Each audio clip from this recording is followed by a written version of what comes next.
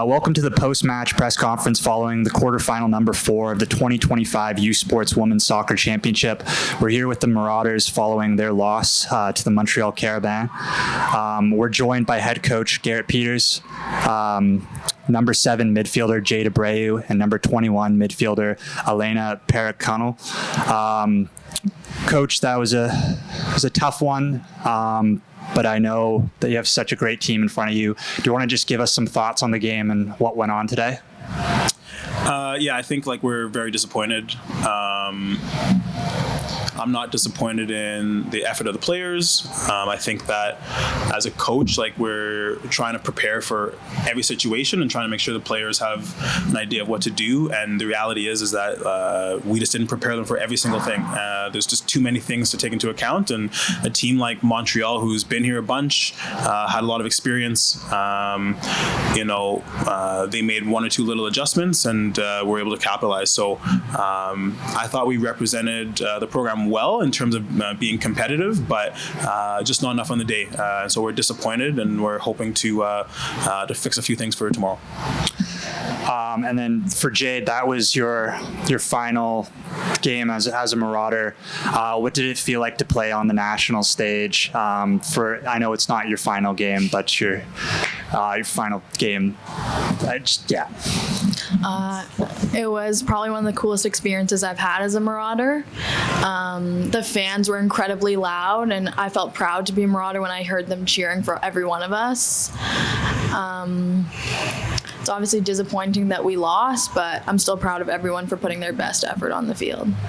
And Ellena, that only in second year, you have a lot more years to go from here. What did it feel like to play in the national stage in front of all the Marauders fans and under the lights tonight?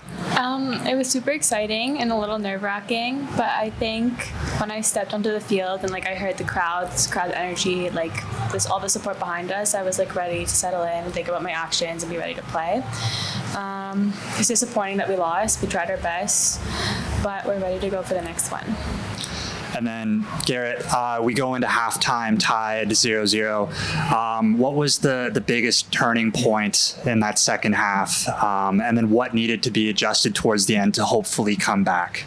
Yeah, I think that we talked through a number of the issues that we were seeing in the first half, and I thought we had a good discussion on that. We had strategically planned for a tactical at the 57 mark, and I think we got scored on the 56th. That was before the game, just knowing that they'd make one or two adjustments. And so, we were prepared and maybe 1 or 2 minutes off on some of these things, and that's a coaching thing. But the reality is that when we go back and watch the goals, there's just 2 or 3 moments of lack of execution, and then they're a team that makes you pay. And they have such high quality that you look at their goals, and if that ball squeaks through to one of us in the same situation, maybe we're not even scoring. They were very, very good finishes.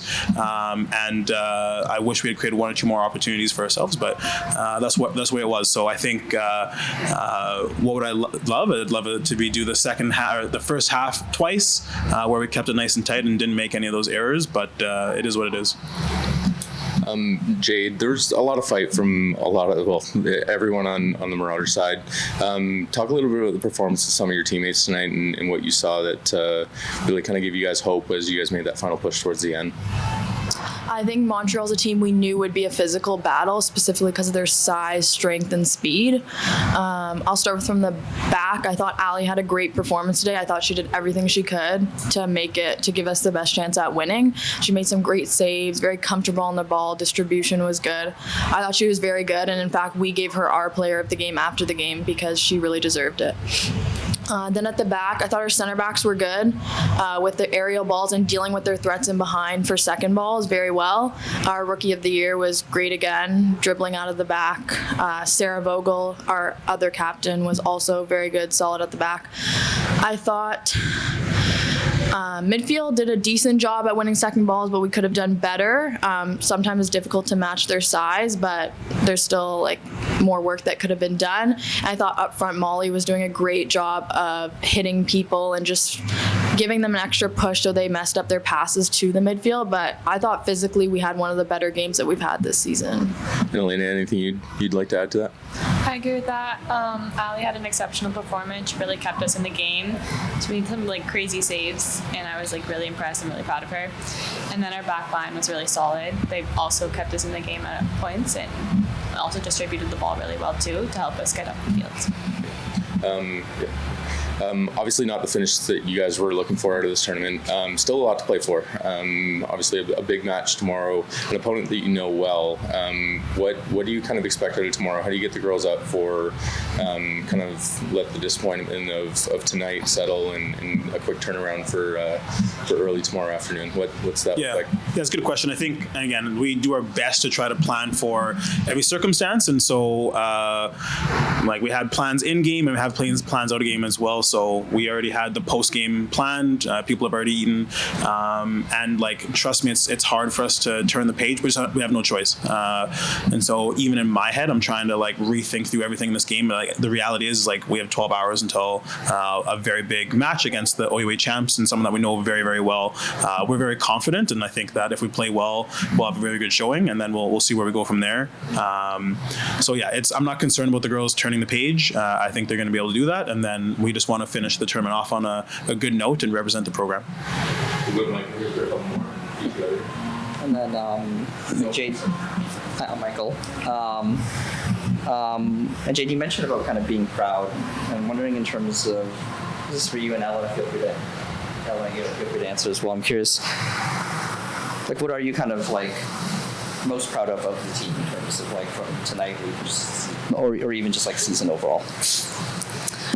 I think from the beginning of the season, we knew that our biggest goal was nationals, to put a good performance in and to show Canada that even though we are the host team, we didn't qualify the way other teams did, that we could still compete with the best. And this was the second best team in the nation, and I think we gave them a run for their money. And I think they were actually scared at halftime that they weren't going to get any goals.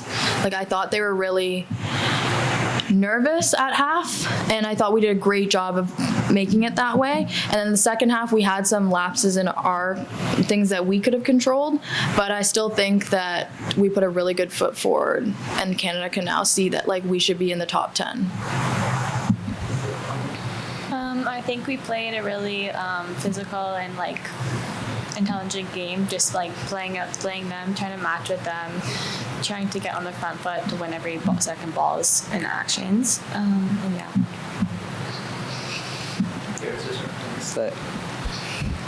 Ask again, sorry? So are there certain things in terms of that you're most proud of? Oh, yeah, you know what? This is what I was trying to express before, but like I'm super disappointed because I don't think what we were looking for was that far off, and it hurts a little bit more when that's the case. But I'm really proud of all the players and how everyone came in and stepped up, and like people like Juliana was like super sick today, like could barely breathe, and I think she played a 90 or close to a 90.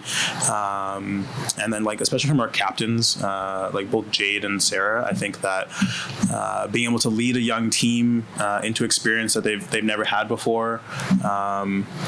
We have a saying that is you can't skip steps, and the reality is like Montreal's been here, and so when the moment presented itself and they had to make it a last minute decision, they were able to execute.